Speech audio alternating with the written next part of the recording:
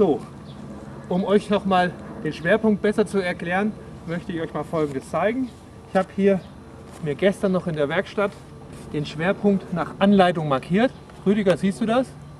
Und der beträgt in diesem Falle ungefähr 75 mm von der Nasenkante bis zu der Markierung. So, dann kann man jetzt, bevor man den Erstflug macht, austangieren, ob der Schwerpunkt richtig sitzt. In dem Falle prüfen wir es und der Schwerpunkt passt. So. Ja, und jetzt steht dem Start nichts mehr entgegen.